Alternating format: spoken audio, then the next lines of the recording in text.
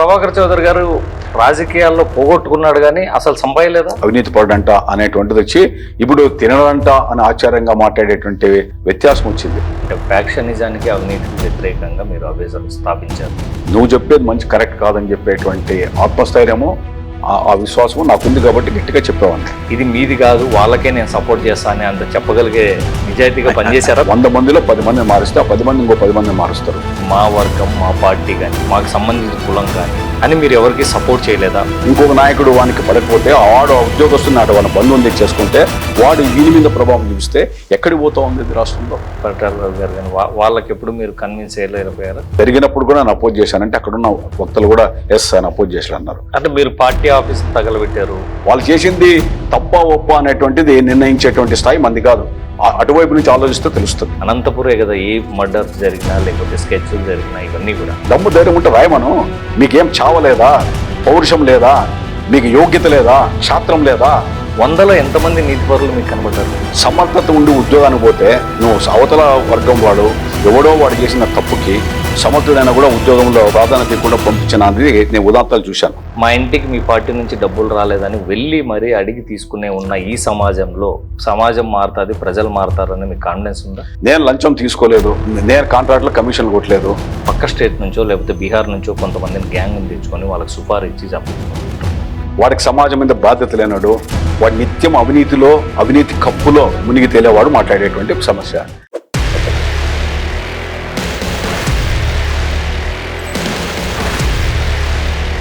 Hello viewers, welcome to Eha TV.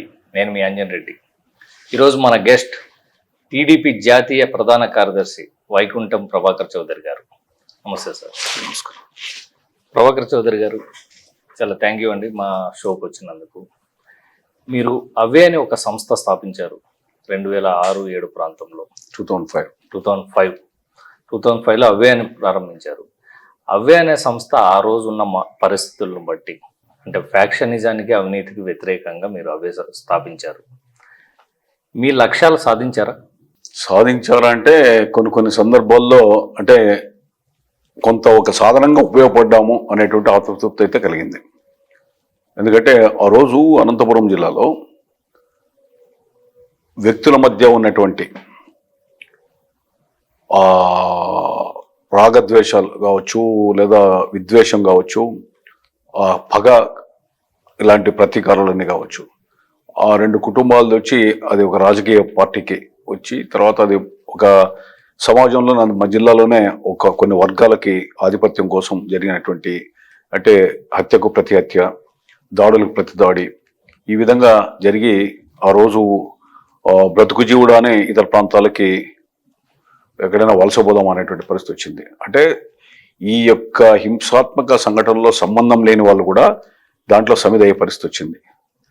ఉదాహరణ, ఒక చోట ఒక బాంబు వెళ్తుంది.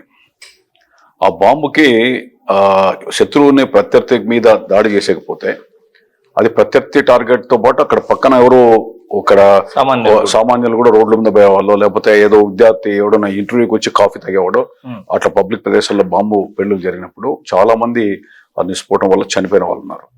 మా కదిరిలో ఒక బట్టల వ్యాపారి రోడ్లో పెట్టుకుంటే ఒక వ్యక్తి మీద కక్షతో ఫ్యాక్షన్ వల్ల ఇంకొకరు పోయి దాడి చేస్తే ఆ పారిపోతే బాంబెల్లో అతను నేషకిష్టప్ప చనిపోతాడు. అంటే ఈ విధంగా సమాజం మీద ప్రభావం పడుతూ ఉంది అనే ఉద్దేశం ఉన్నప్పుడు నరమేధం జరిగింది అనంతపురంలో. అప్పుడు నేను ఆనాడు వైఎస్ఆర్ అంటే ఆ రోజు కాంగ్రెస్ పార్టీలో వైఎస్ రాజశేఖర రెడ్డి గారు ముఖ్యమంత్రి. ఆలోచించాం అనంతపురంలో కూడా ఈ ప్రతీకార జ్వాలలు అంటే నువ్వు మా వాళ్ళని చంపా నేను మీ వాళ్ళని చంపుతాను, లేదు నువ్వు మా మీద దాడి చేసావు అనేటువంటి, నువ్వు ఉంటే నిన్ను అంతమొందిస్తే తప్ప మా భవిష్యత్తు మనుగడ లేదనేటువంటి రకరకాల కారణాల వల్ల ఆ రోజు నరమేధం జరిగేది. అప్పుడు ఆలోచించాం. నేను ప్రెస్ క్లబ్లో ఒక సమావేశం ఏర్పాటు చేస్తే మల్లా సుబ్బమ్మ గారు ఆనాడు మరి కొంతమంది జర్నలిస్టులు రవిప్రకాష్ అందరూ కలిసి కూర్చున్నప్పుడు ఇది చాలా నరమేధం జరుగుతుంది అని అంటే ఒకటి మూమెంట్ తీసుకొని వస్తే బాగుంటుంది కదా అని అప్పుడు సరే అని చెప్పి క్రిస్టల్ గార్డెన్స్లో ఒక డిబేట్ సదస్సు పెడదామని అన్ని పక్షాలను పిలిచాం. సురవరం సుధాకర్ రెడ్డి గారు వచ్చారు, జయప్రకాష్ నాయుడు గారు వచ్చారు, కొండా లక్ష్మణ్ బాబూజీ, హనుమంతరావు గారు, హోమ్ మినిస్టర్ జానారెడ్డి గారు, ఫైనాన్స్ మినిస్టర్ రోషే గారు, అంతా ముఖ్యమంత్రి గారిని ఆహ్వానించాం రాజశేఖర రెడ్డి గారిని. మీరు వస్తే బాగుంటుంది, నాకు ఆయన కాంగ్రెస్ పార్టీలో ఉన్నటువంటి సాన్నిధ్యం వల్ల అడిగితే నేను రాలేను, ఏదో వేరే పరిస్థితి, వేరే ప్రియాక్యుపైడ్ ప్రోగ్రామ్ ఉంది, హోమ్ మినిస్టర్ పంపుతా అన్నాడు. సరే పంపండి అన్న. అప్పుడు ఆ రోజు ప్రతిపక్ష నాయకుడు చంద్రబాబు నాయుడు గారిని కూడా పిలిచాను, ఆయన ఎందుకు రాలేకపోయాడు. ఆ రోజు పెద్ద ఎత్తున మార్నింగ్ టు ఈవినింగ్ డిబేట్ జరిగింది. ఆ డిబేట్ జరిగినప్పుడు రకరకాల ఆలోచనలు, రకరకాల విమర్శలు, రకరకాల అస్త్రాలు బయటకు వచ్చాయి. ఆ తరుణంలో ఉదయం పత్రికల్లో పతాక శీర్షికలు వచ్చాయి, రాయలసీమ వాళ్ళంతా దౌర్జన్యం చేస్తున్నారు అనేటువంటి దాంట్లో రాశారు. ఎవరెవరు కోణంలో ఎవరో రాసిన ప్రకారం. రాజశేఖర రెడ్డి గారు ఒక జర్నలిస్టు నాకు తెలిసిన అతను ఉంటే ఫోన్ చేసి ప్రభాకర్ చౌదరి ఉన్నాడు పిలిపించంటే నెక్స్ట్ డే పిలిపించాడు. పోయాను, ఎందుకంటే ఫంక్షన్ అయిపోయింది, నెక్స్ట్ డే అక్కడే ఉన్నాం కాబట్టి. ఆయన ఇంట్లో పిలిపించిన తర్వాత భుజం మీద చేసుకొని పక్క తీసుకెళ్ళాడు. నువ్వు రాయలసీమ వాళ్ళంతా దౌర్జన్య పరులను చిత్రీకరించడం కరెక్టా అన్నాడు. అన్న నేను రాయలసీమ అనే కదా అన్న అని వెంటనే తెలుగుదేశం పార్టీలో ఏదైనా రవి దౌర్జన్యాలు ఉన్నప్పుడు కూడా తప్పు అన్నాను, నేను కూడా ఎక్కడ కొన్ని విషయాల్లో తప్పు అన్నాం, కొన్ని ఈ నెల మీద ఉంది అని అంటే అప్పుడు రిలీజ్ అయ్యి నేను చెప్పా, అనంతపురంలో అన్యం పుణ్యం ఎరిగిన వాళ్ళంతా బలైపోతున్నారు, కొన్ని వర్గాల మీద దాడులు జరుగుతున్నాయి, అది దానివల్ల ముఖ్యమంత్రిగా మీకు మా ఆయన మచ్చ, అది కరెక్ట్ కాదని ఎవరు చెప్పినారు ఆయనకి డైరెక్ట్ చెప్పాను. 2 నిమిషాలు ఆలోచించి వెంటనే లేదు మంచి ఎస్పీని వేస్తాం అన్న తర్వాత అప్పుడు స్టీఫెన్ రవీంద్ర గారిని వేశారు. అట్లా ధైర్యంగా చెప్పేటువంటి అవకాశం రోజు నాకు వచ్చింది. దానివల్ల రాజశేఖర రెడ్డి గారు ఎందుకు సదస్సు పెట్టాను కాబట్టి. తర్వాత కొంత స్టీఫెన్ రవీంద్ర వచ్చాడు, కంట్రోల్ కొంత ఒక రకాల కొన్ని రకాలుగా నిర్ణయాలు కూడా తీసుకున్నారు. అప్పటికి ఇంకా పొలిటికల్ పార్టీస్ లో కూడా వచ్చింది ఇదంతా అన్యాయం అక్రమం అనేటువంటి. ఇట్లా రకరకాలుగా ప్రయత్నాలు చేశాం, పుస్తకాలు ప్రింట్ చేశాం. మీరు ఫ్యాక్సినిజం అనే ఒక బుక్ రాశారు, దీన్ని అంకితం కూడా నేను చదివాను. బలైపోయిన వాళ్ళకి కదిరి కాపుగాసి పబ్లిక్ ప్రదేశంలో ప్రత్యర్థిపై ప్రయోగించిన బాంబు పెళ్లిల్లో బలైన బట్టల వ్యాపారి నాగరాజు, చిరుద్యోగి నేసే కిష్టప్పలకు, అలాగే టీవీ బాంబు బాధితులకు, అదే కారు బాంబు బాధితుల పాత్రికేయులకు, పెనుగొండలో విధ్వంసంలో ప్రమాదపించిన పోలీస్ అధికారి కుల్లాయప్పకు, ఇలా రకరకాల వాళ్ళు అంటే ఈ ఫ్యాక్షన్ కి సంబంధం లేకోకుండా 2 వర్గాలకు సంబంధించిన దాడుల్లో బలైపోయిన వ్యక్తులకి ఈ బుక్ అంకితం అని రాశారు. అంటే అన్న మీరు 2005కి స్టార్ట్ చేశారు అవే అనే సంస్థని. 2005 కంటే ముందు కూడా మీరు టీడీపీ ప్రభుత్వంలోనూ పనిచేశారు, ఎమ్మెల్యేగా పనిచేశారు, తర్వాత మున్సిపల్ చైర్మన్ గా పనిచేశారు. అప్పుడు మీకు ఎప్పుడు మీ అనంతపురం టౌన్ లో కూడా ఫ్యాక్షనిస్టులు చాలా మంది ఉండేవాళ్ళు, అంటే చుట్టుపక్కల నియోజకవర్గాల్లో వాళ్ళు ఎమ్మెల్యేలుగానో లేకపోతే ప్రత్యర్థులుగానో ఉండొచ్చు, కానీ కేంద్రం ఇక్కడే కదా, అనంతపురే కదా. ఏ మర్డర్స్ జరిగినా లేకపోతే స్కెచ్లు జరిగినా ఇవన్నీ కూడా మీరున్న టైంలో అట్లాంటిది ఏమి ఇబ్బంది? నేను మున్సిపల్ చైర్మన్ గా ఉన్న కాలంలో అనంతపురం నగరంలో ఇన్సిడెంట్లు ఏవి జరగకుండా కాపాడుకోగలేము. ఎమ్మెల్యేలు ఉన్న 5 ఏళ్లలో కూడా ఏ ఇన్సిడెంట్ జరగకుండా జరిగాం. అంటే ఏదన్నా వస్తే కూడా అరాచక శక్తులు పాగా వేస్తారంటే దాన్ని ప్రతిఘటించా, ముందే హెచ్చరించాం, ప్రజలను అప్రమత్తం చేశాం. పోలీస్ అధికారులు కూడా కావాల్సినటువంటి నిజాయితీ అధికారులను, స్ట్రిక్ట్ అధికారులను వేసుకున్నాం. సో ఎస్పీలు కానీ లేదా డిఐజీలు కానీ ఇన్స్పెక్టర్లు కానీ డిఎస్పీలు కానీ అందరూ కూడా ఒక నిజాయితీగా ఉన్నటువంటి వ్యక్తులు ఉన్నప్పుడు, కట్టుదిట్టం ఉన్నప్పుడు కూడా ఎవరైనా హత్యలు ఇలాంటివి చేయాలంటే కూడా భయపడే పరిస్థితి. ఎందుకంటే చట్టం కట్టుదిట్టంగా ఉంటుంది. ఇక్కడ ఏదైనా కానీ చేస్తే తప్పకుండా కఠినమైన చర్యలు తీసుకుంటారనే భయం కలిగినప్పుడు ఇక్కడ అరికట్టడానికి వీలవుతుంది. అందులో మనం ఎక్కడ ప్రోత్సహించినప్పుడు సమస్యలు వస్తాయి. మీరు ప్రోత్సహించలేదు కరెక్టే. మీరు 2004 ముందు ప్రభుత్వంలో ఉన్నారు, ఎమ్మెల్యేగా కూడా ఉన్నారు. అప్పుడు కూడా చాలా మర్డర్ జరిగినాయి.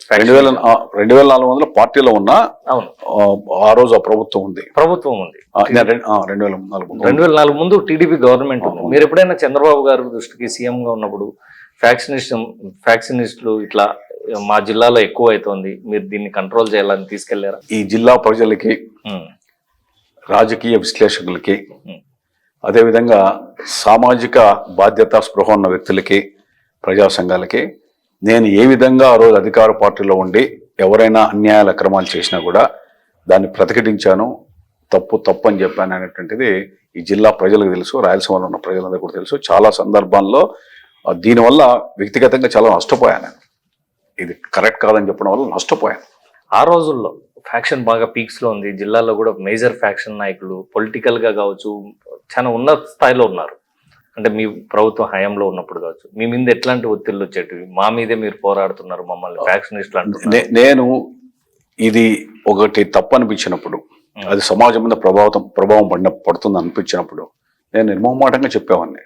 చెప్పే వల్లే నాకు వ్యక్తిగతంగా రాజకీయ శత్రువులు తయారయ్యారు.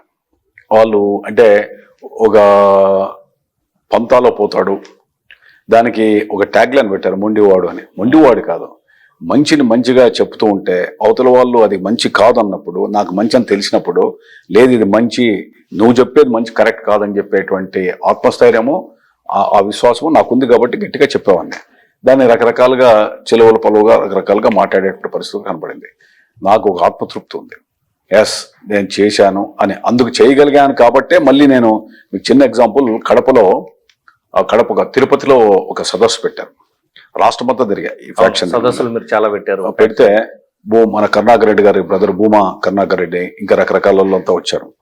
అక్కడ కూడా ఇంతకుముందు తెలుగుదేశం ప్రభుత్వంలో కూడా జరిగాయి కదంటే, ఆ జరిగినప్పుడు కూడా నేను అపోజ్ చేశానంటే అక్కడున్న వక్తలు కూడా ఎస్ ఆయన అపోజ్ చేశాను అన్నారు. కడప పోయాను, ఆ సిహెచ్ చంద్రశేఖర్ రెడ్డి గారు వాళ్ళు వీళ్ళంతా సదస్సుకు వచ్చారు. వచ్చినప్పుడు అక్కడ కూడా వాళ్ళు కూడా అయితే మాట్లాడారు.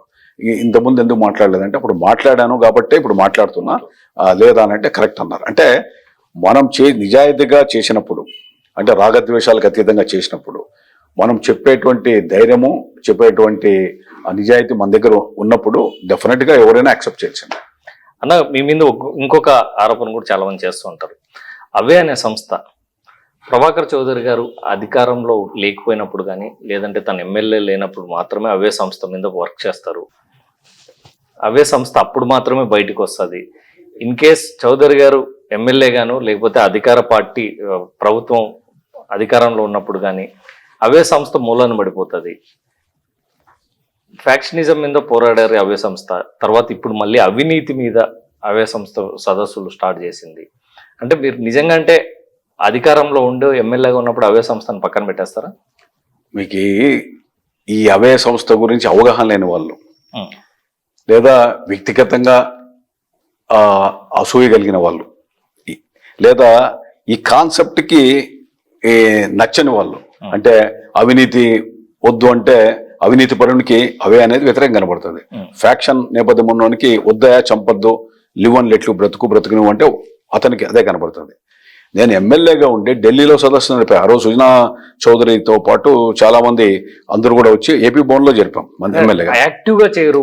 అంటే నేను ఒకటి అంజన్ రెడ్డి, ఇది is not a political party.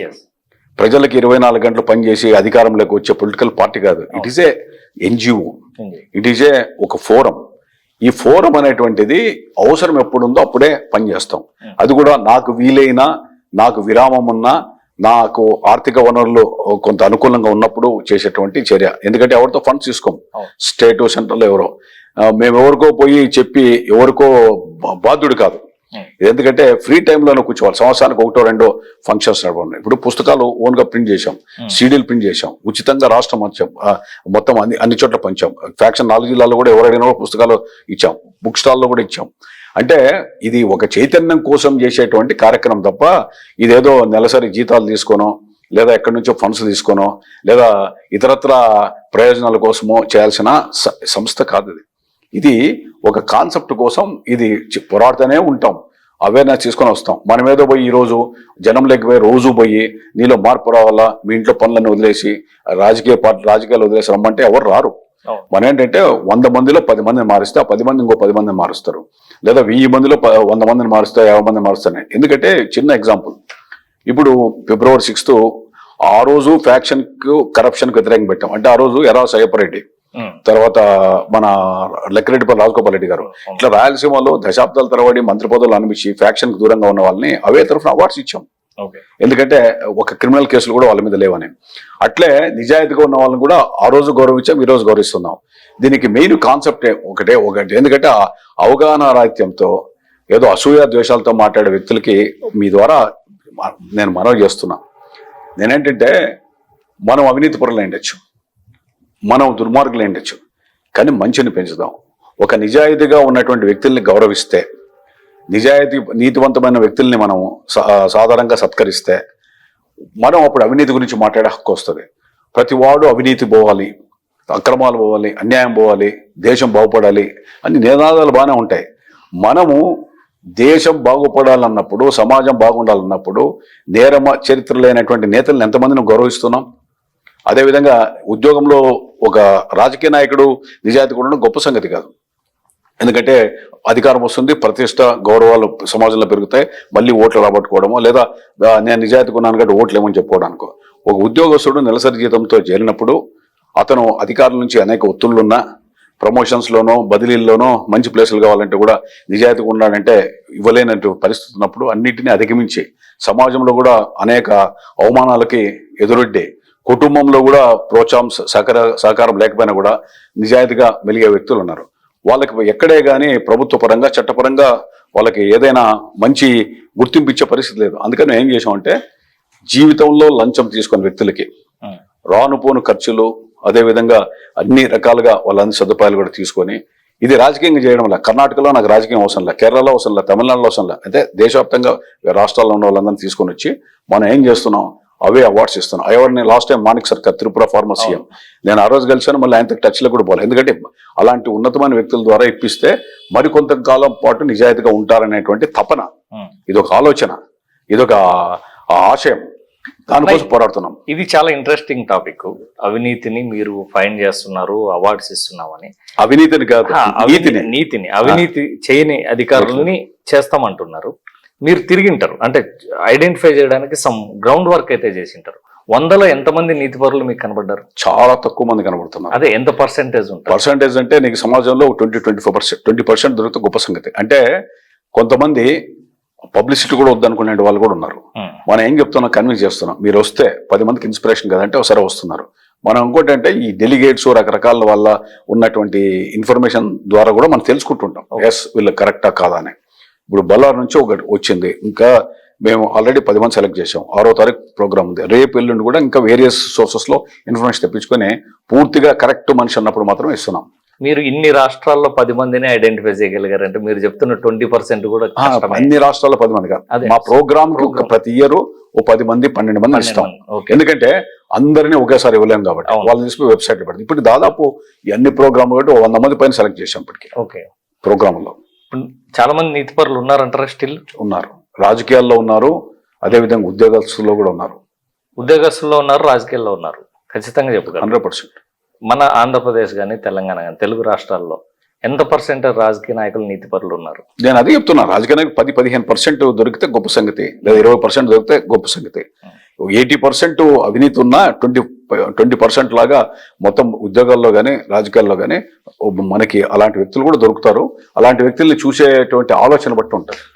మీరు చెప్తున్న రేషియో అయితే ఒక 10-15 సంవత్సరాల కింద అయితే కనబడేవాళ్ళు అక్కడ 10-15. ఒకప్పుడు ఒక కార్యాలయంలో ఏం చెప్పేవాళ్ళు, అతను లంచం తీసుకుంటాడంట అంటే అతను అవినీతి పరుడని చర్చించుకునేవాళ్ళు. ఇప్పుడు అతను లంచం తీసుకోవడంట అనేటువంటి మార్పు వచ్చింది. ఒక రాజకీయ నాయకుడు ఒకప్పుడు అతను డబ్బులు తింటాడంట, అవినీతి పరుడంట అనేటువంటిది వచ్చి ఇప్పుడు తినడంట అని ఆశ్చర్యంగా మాట్లాడేటువంటి అంత వ్యత్యాసం వచ్చింది. దీన్ని ప్రజలు కూడా గమనించాలి. సమాజం, ప్రజలే కదా యాక్సెప్ట్ చేస్తున్నారు. ప్రజలు యాక్సెప్ట్ చేస్తేనే కదా. ఇప్పుడు దీంట్లో అంజన్ రెడ్డి ఒక చిన్న సమస్య ఉంది. చెట్టు ముందా విత్తు ముందా అంటే చెప్పలేని పరిస్థితి వచ్చింది. ఇప్పుడు రాజకీయ నాయకుడు నువ్వు ఎందుకు కోట్లు కొల్లగొడుతున్నావు, ప్రజలను అన్ని రకాలుగా అన్ని మార్గాలు ఎక్కడ ఉంటే అక్కడంతా డబ్బు సంపాదిస్తున్నావు అంటే, నేను రాజకీయాలుగా నిలదొక్కోవాలంటే, నేను టికెట్లు తీసుకోవాలన్నా ఎన్నికల్లో పోటీ చేయాలన్నా కూడా నాకు డబ్బు అవసరమైంది అని రాజకీయ పార్టీలు ఏం చెప్తుంటాయంటే, డబ్బున్నోడైతేనే గెలవగలడు అని రాజకీయ పార్టీ చెప్తున్నాయి. ప్రజలు ఏమంటున్నారు, అతను డబ్బులు తింటున్నాడు కాబట్టి మేము ఓట్లు డబ్బులు తీసుకున్నాం వీళ్ళు అంటారు. అదే నాయకుడు వీళ్ళకి డబ్బులు ఇవ్వాలి కాబట్టి నేను తీసుకున్నాను అంటే ఏమి, ఇది నాయకుల్లో మార్పు రాదు, ప్రజల్లో మార్పు రావాలి. 1000, 2000, 3000, 5000, 10,000 డబ్బులు ఇస్తే తీసుకొని అది అక్రమ సొమ్ము, నేను వేసేది మాత్రం నిజాయితీ పనికి ఓటేస్తాననే రోజు వచ్చినప్పుడు రాజకీయ నాయకుల్లో మార్పు వస్తుంది తప్ప రాజకీయ నాయకుల్లో అయితే మార్పు రాదు. ఇప్పుడు ఎంతమంది ఇస్తే అంతమంది తీసుకుంటారు అంటే ఏ పార్టీ వాళ్ళు ఇచ్చినా అందరు రండి. ఇప్పుడు ఈ కాలం ఎట్లుందంటే, మొన్న ఎలక్షనే చూసినాం, మా ఇంటికి మీ పార్టీ నుంచి డబ్బులు రాలేదని వెళ్ళి మరీ అడిగి తీసుకునే ఉన్న ఈ సమాజంలో మీరు నిజంగాంటే సమాజం మారుతుంది, ప్రజలు మారుతారని మీకు కాన్ఫిడెన్స్ ఉందా? నేను అందుకనే అలాంటి కలుషితమైన వాతావరణంలో, అవినీతిమయమైనటువంటి పరిస్థితుల్లో ఓటును కూడా డబ్బుకు అమ్ముకునే, నోటుకు అమ్ముకునేటువంటి పరిస్థితున్న సందర్భంలో నిజాయితీగా మెలిగే ఉద్యోగస్తులు ఎవరైతే ఉన్నారో వాళ్ళని గౌరవించేటువంటి సాంప్రదాయాన్ని మనం ఫస్ట్ అలవర్చుకుంటే, మంచిని పెంచుతూ పోతూ ఉంటే, ప్రతివాడు కూడా ఓహో ఇలాంటి వాళ్ళు కూడా సమాజంలో ఉన్నారంటే నిజాయితీగా లేనివాడు ఈ కార్యక్రమాల ద్వారా సిగ్గుపడడానికి దోహదపడుతుంది ఈ కార్యక్రమం అని కూడా నేను భావిస్తున్నాను. ఒకప్పుడు ఎమ్మెల్యేలు చాలా మంది సైకిల్ మీదనో లేకపోతే ఆర్టీసీ బస్సులోనో అసెంబ్లీకి వచ్చేవాళ్ళు. నేను కూడా చూసిన పుచ్చలపల్లి సుందరయ్య గారు చాలా మంది. అంత దూరం కూడా అక్కర్లేదు. తెలంగాణలోనూ ఒకరిద్దరు గుమ్మడి నరసయ్య.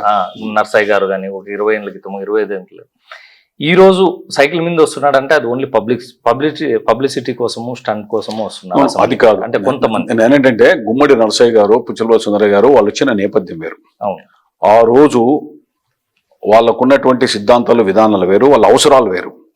ఈ రోజు వచ్చినటువంటి పరిస్థితుల్లో స్పీడ్ యుగం ఇది. అవును, కారు లేనిది 5 మంది 10 మంది పోవడానికి, సెల్ ఫోన్లు, ఇవన్నీ కొన్ని లగ్జరీస్ అనుకునేటువంటి పరిస్థితి ఆ రోజు. ఈ రోజు అవసరాలు అయిపోయాయి.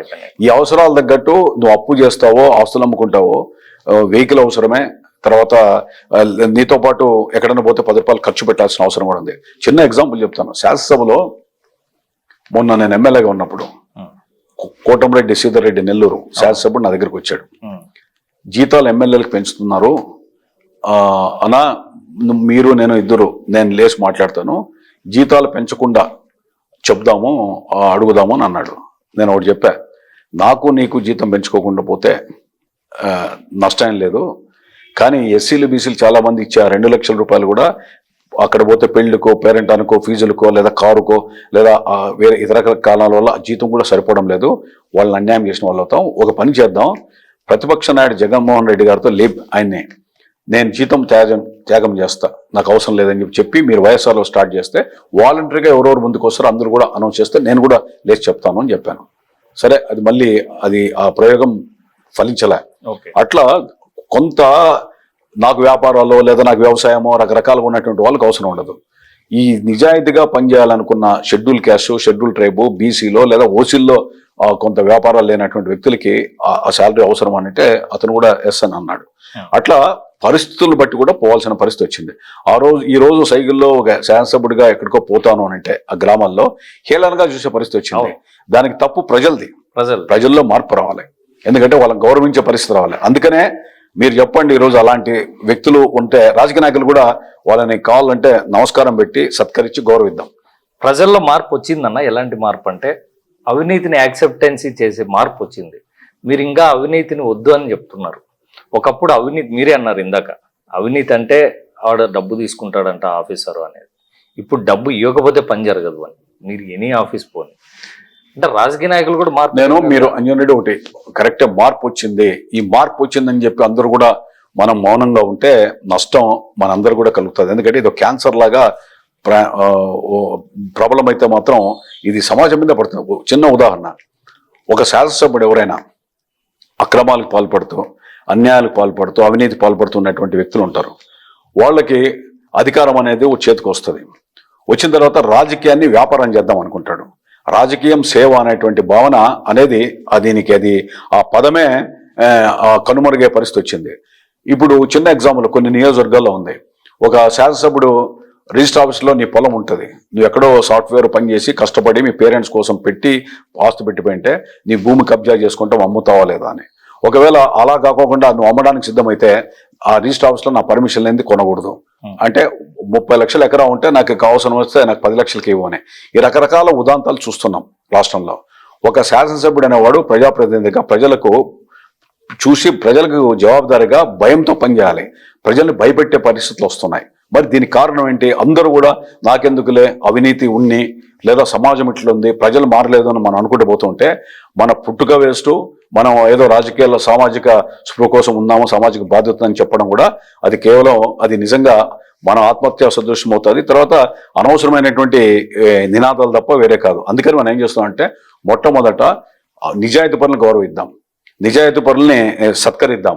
ఇదో ఈ సమాజంలో శబాష్ అంటే నేనున్నాను, నేను అవినీతి పరుడు, అక్రమం చేస్తాను, దుర్మార్గం చేస్తాను, కానీ మీరు మంచిగా ఉంటారు, మీరు మంచివాడు అని చెప్పే మనస్తత్వం మనం అలవరుచుకున్నప్పుడు సమాజంలో కూడా మన యొక్క మంచితనం బయటపడుతుంది. అప్పుడు నేను మంచివాడు కాకపోవచ్చు, మీరు మంచివాడు సమాజంలో గౌరవిద్దాం.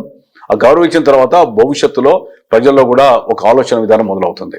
ఆలోచన విధానం మొదలం కావడం వల్ల అక్రమాలకు కానీ, అన్యాయాలకు కానీ, అవినీతికి కానీ, అక్రమార్జనకు కానీ ఎక్కడో చోట ఫుల్ స్టాప్ పడుతుంది. దానికోసం తాపత్రయమే, ఆ ప్రయత్నమే ఇది. అన్న మళ్ళీ ఫ్యాక్షన్కి వద్దాం. మీరు బాగా ఇబ్బంది పడింది అంటే బాధపడింది అంశం ఫ్యాక్షన్లో ఎప్పుడు బాగా ఇది ఫ్యాక్షన్ వల్ల ఇంత నష్టం జరిగింది? ఆ రోజు TV9 ఆమె యాంకర్ ఒక ఆమె ఉంది, ఆమె పేరు ప్రమీలన.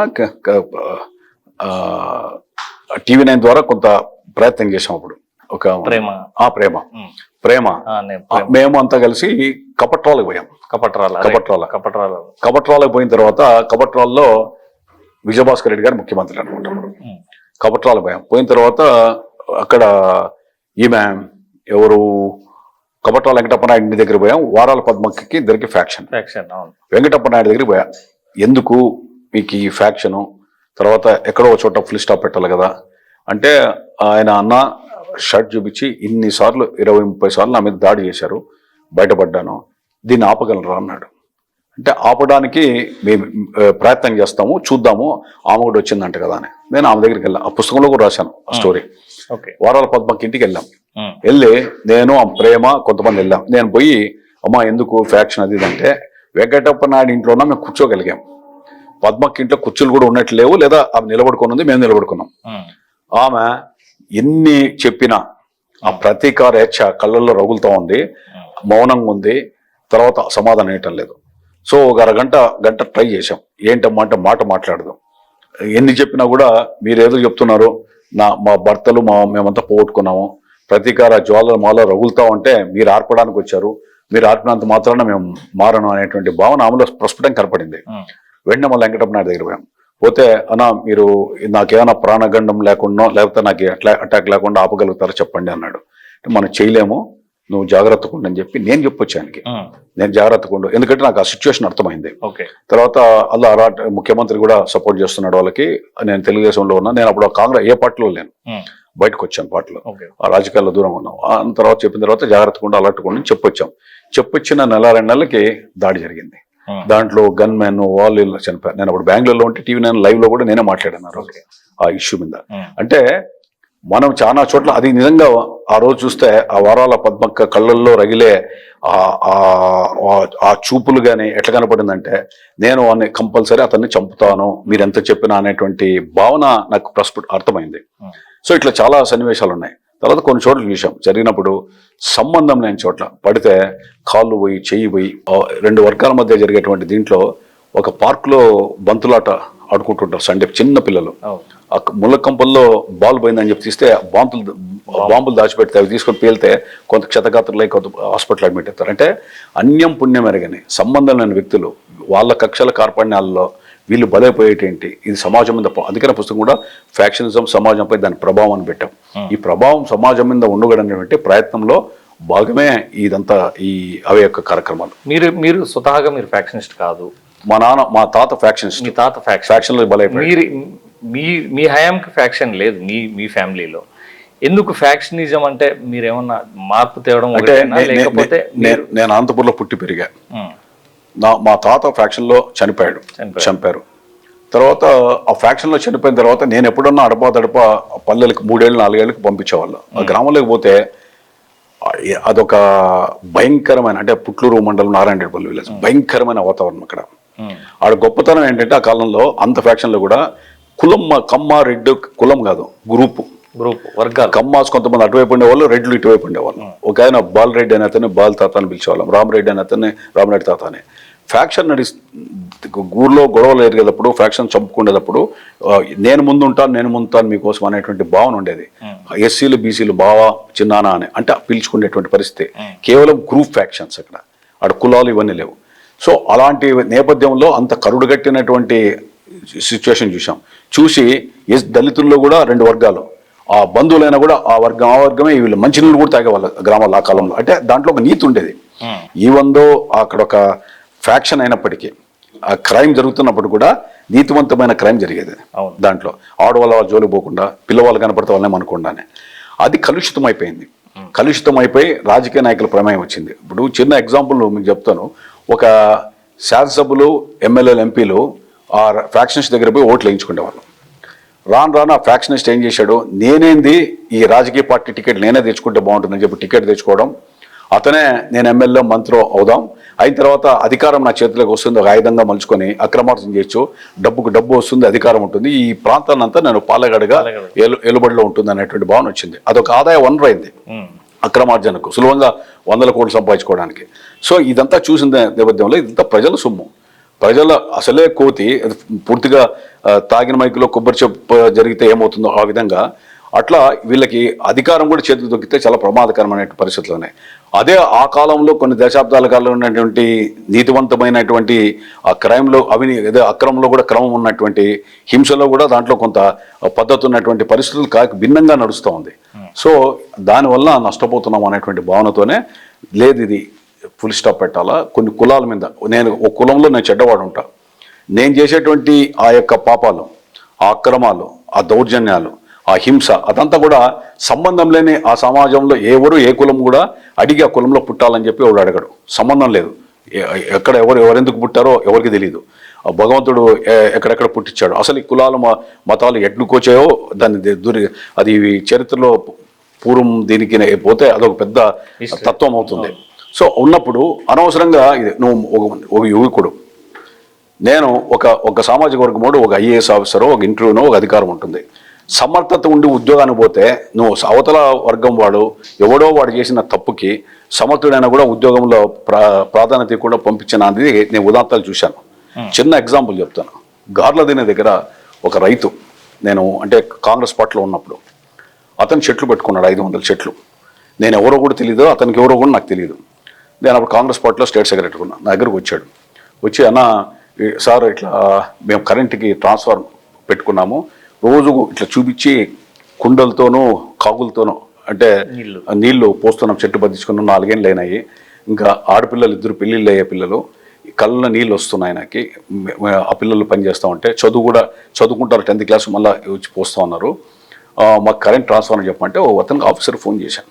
ఏంటంటే సార్ పలానా వాళ్ళు అబ్జెక్షన్ చేశారు, ఆ ఊరిలో ఇతను ఒక కులము, ఇంకొక కులం అతను సర్పంచ్, ఆ సర్పంచ్కి ఎవడో బంధువు, ఇతను ఏదో పార్టీకి ఓటు వేశాడని ఆ వ్యత్యాసంలో అసలు రాజకీయాల జోలు కూడా పోయేవాడు కాదు, దాంట్లో ఏ పట్ల సభ్యుడు కాదు, దీనిని కులాల విభజన వల్ల.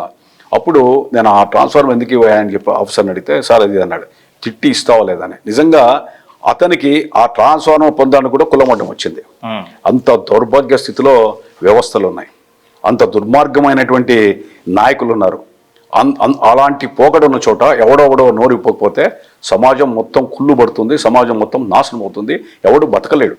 అంటే అతనికి ఏ కులము, అతనికి ఏ మతమో సంబంధం లేకుండా తాను తన కుటుంబం కోసం పనిచేస్తూ ఉంటే తోటలో కరెంట్ కనెక్షన్ కావాలా, బోరు వేయించుకున్నానంటే ఇవ్వకుండా ఆపారు అనంటే అతను ఏ పాపం చేశాడు?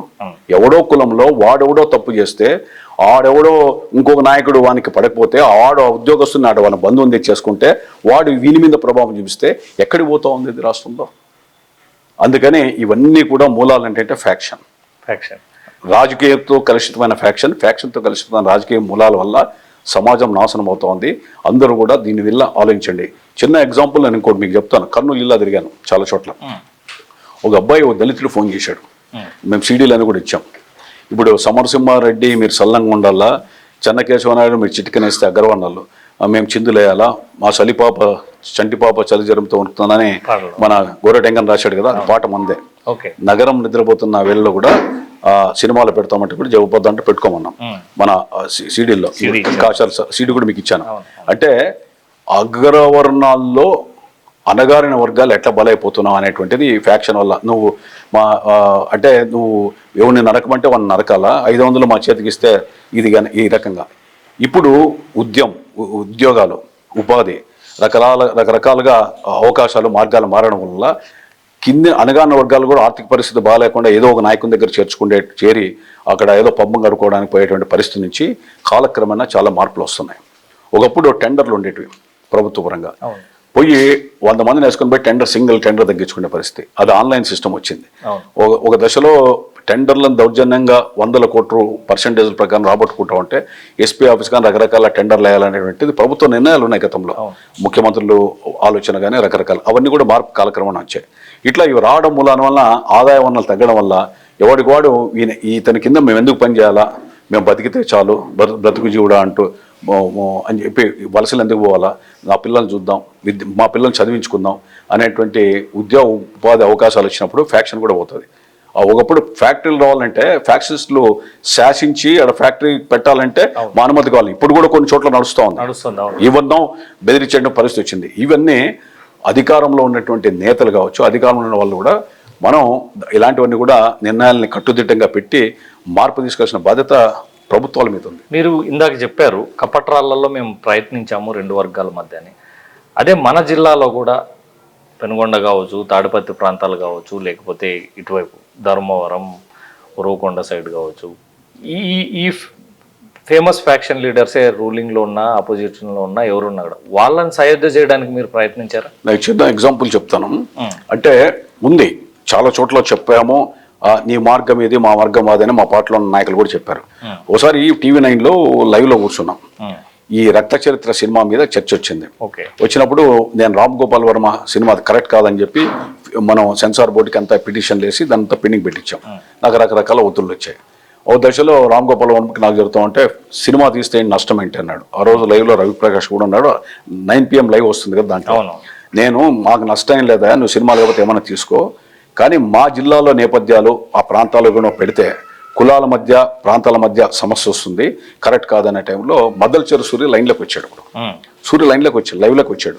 వస్తే మాట్లాడమన్నా. అప్పుడు సూర్య నన్ను అడిగాను, సూర్య మీ వ్యక్తిగత కక్షలు తీసుకుని సమాజం మీద రుద్దొద్దండి, కరెక్ట్ కాదంటే అన్నా మీకు అంతా తెలుసు కదంటే కాదు ఇది పరిస్థితి అని చెప్పి ధైర్యంగా సూర్యకే చెప్పగలిగాను. ఇది దీంట్లో మద్దలచేరు సూర్యకి అప్పటికి ఏంటిది అని. సో అప్పుడు పరిటాల రవి చెప్పేశారు కరెక్ట్ కాదు కదా మీరు వ్యక్తిగతంగా అంటే.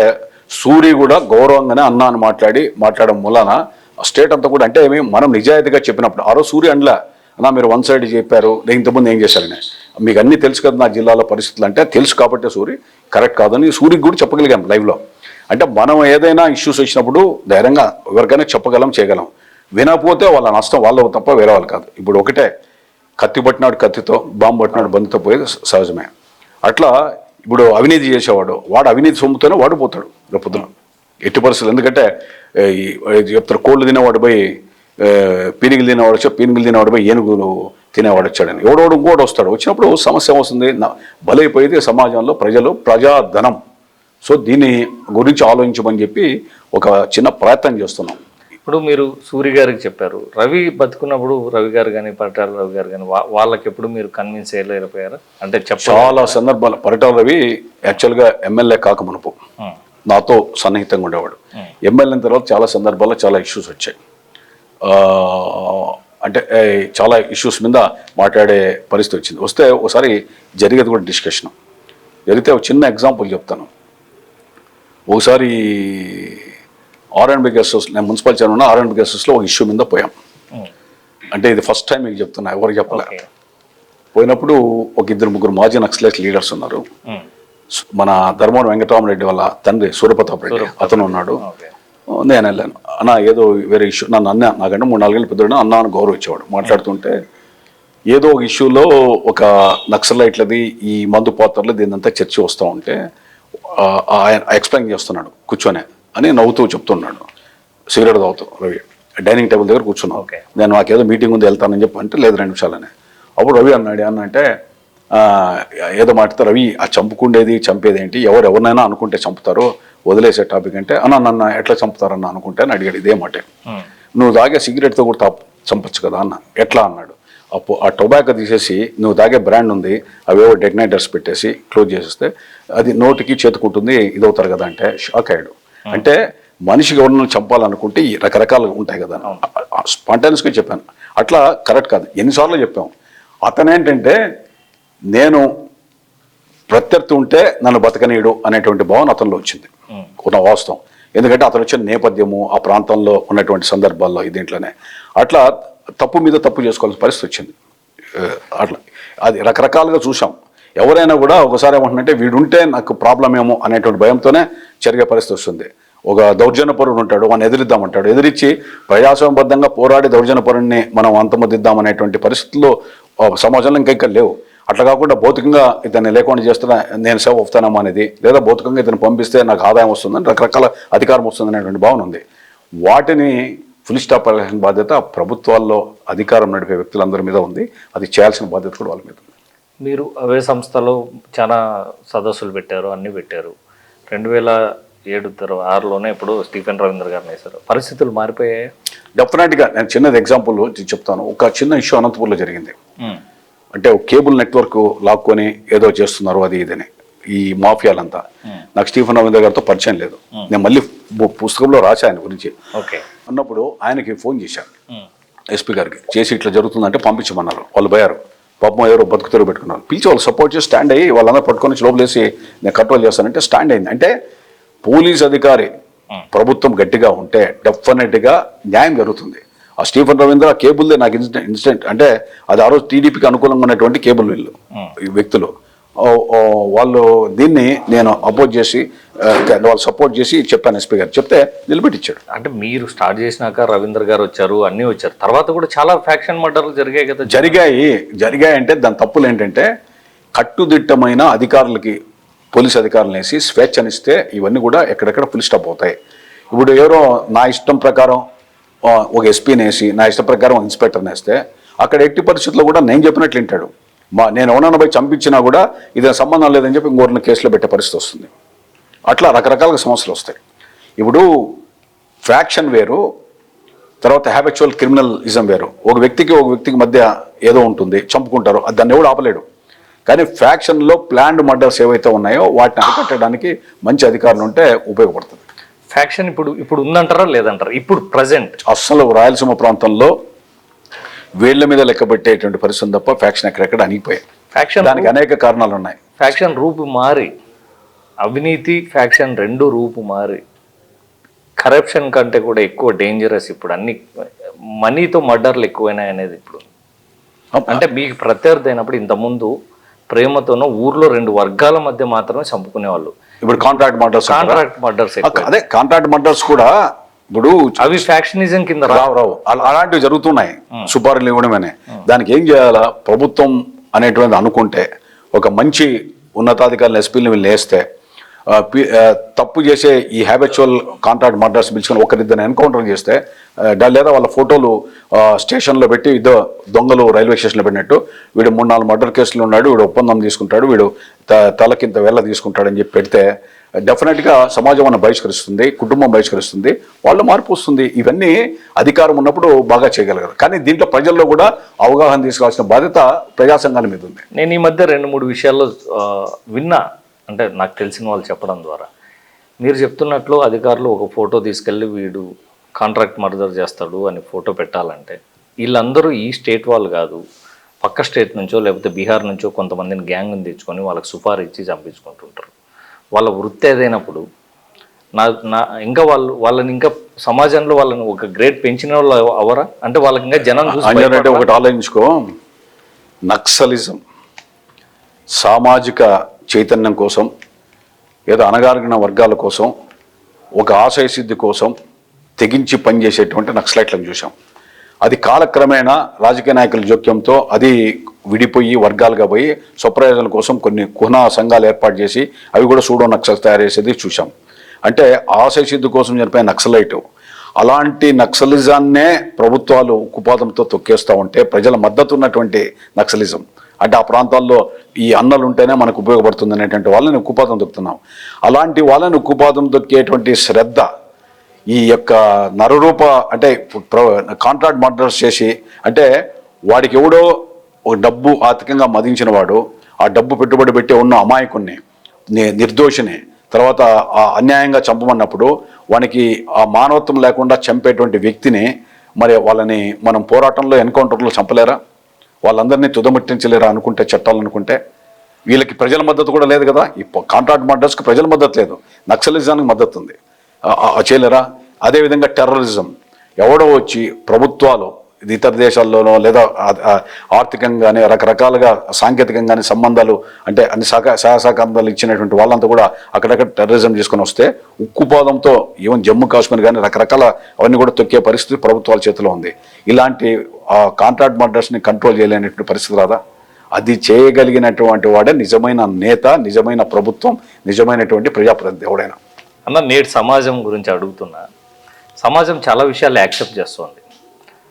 అలాగనే ఫ్యాక్షన్ని కూడా కొంతకాలం యాక్సెప్ట్ చేసింది. ఇప్పుడు మర్డర్స్ కూడా చాలా ఫ్యాక్షన్ లో నీతి ఉన్నప్పుడు యాక్సెప్ట్ చేశారు, నీతి యాక్సెప్ట్ చేసింది. ఇప్పుడు కూడా సమాజం భయపడుతోంది. అంటే వీడు మర్డర్ చేస్తాడు అంటే వాని జోలు ఎందుకు పోవడం, నమస్కారం పెట్టే పరిస్థితి వచ్చింది. అంతే, దూరంగా ఉందాం, వాని జోలు పోకూడదు. ఇప్పుడు అంటే డబ్బు సంపాదేలా, వాడి దగ్గర డబ్బు ఉంది, వాడు సంపదగలుగుతాడు అంటేనే జనాలు కూడా దండం పెడుతున్నారు, జనాలు కూడా వాళ్ళ దగ్గరికి వెళ్తున్నారు. దీన్ని ఏ విధంగా చూస్తారు మీరు? మనం అందుకని ఏం చేసామంటే పాటల్లో సీడీలు రాసాం.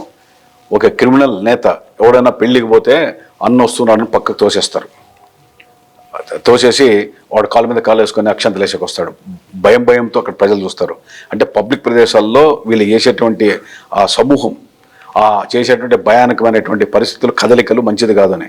ఈ విధంగా మనం ప్రభుత్వ అధికారం ఇప్పుడు ప్రజల్లో అధికారం తీసుకున్న ఎమ్మెల్యేలు, మంత్రులు, ప్రభుత్వంలో ఉన్నటువంటి పెద్దలు, లేదా పోలీసు ఐపీఎస్ అధికారులు, ఇలాంటి వాళ్ళంతా కూడా చర్య తీసుకున్నప్పుడు సామాన్యుడు భయపడక ఏం చేస్తాడు?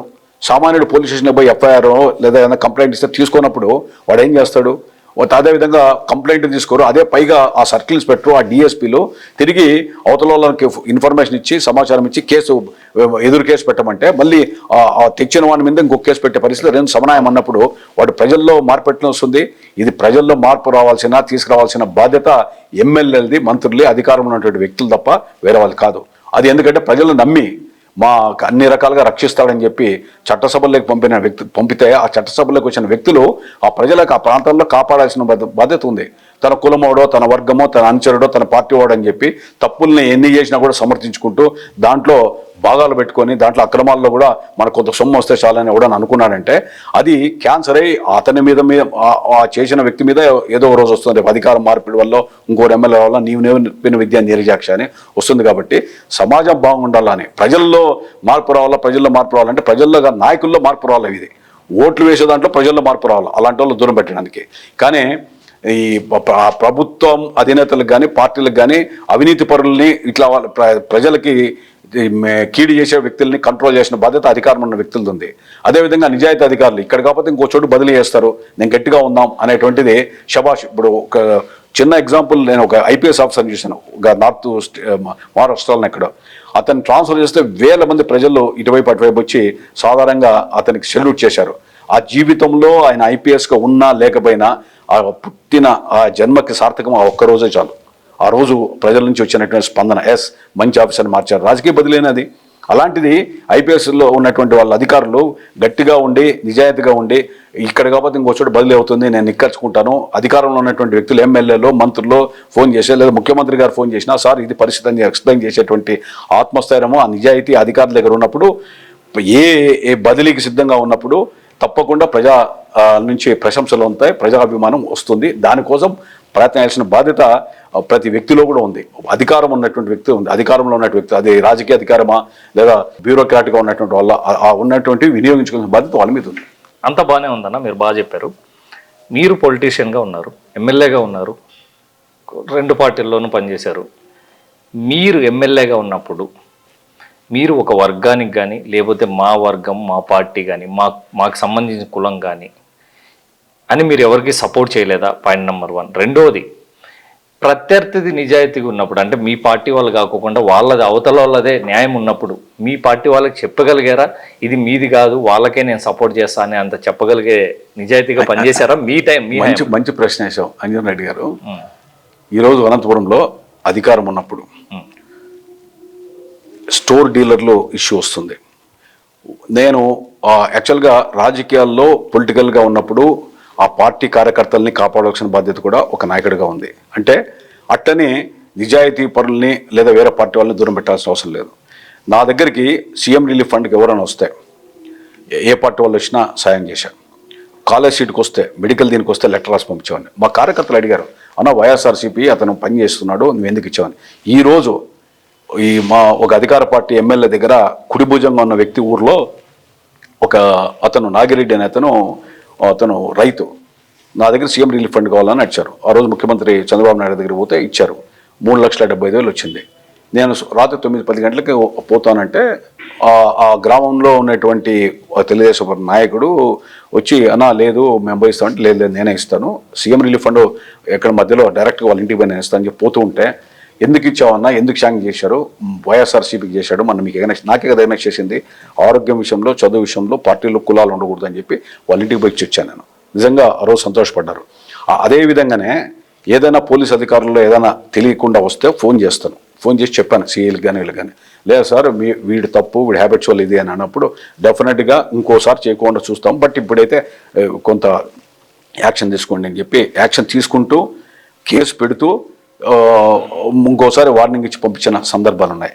ఎక్కడ క్రైమ్ పెంచలేదు కాబట్టి ఉంది. మా పార్టీ వాళ్ళు, నాకు ఎన్నికల్లో పనిచేసిన వాళ్ళు, కిరాతి హంతకులు ఎవరైనా ఉంటే వాళ్ళను కూడా దూరం పెట్టాను. దూరం పెట్టిన తర్వాత వాళ్ళు చంపుకొని ఏమైనా చేస్తే కూడా పోలీస్ అధికారులకి నిర్దాక్షిణ్యంగా అణిచివేయమని చెప్పాం.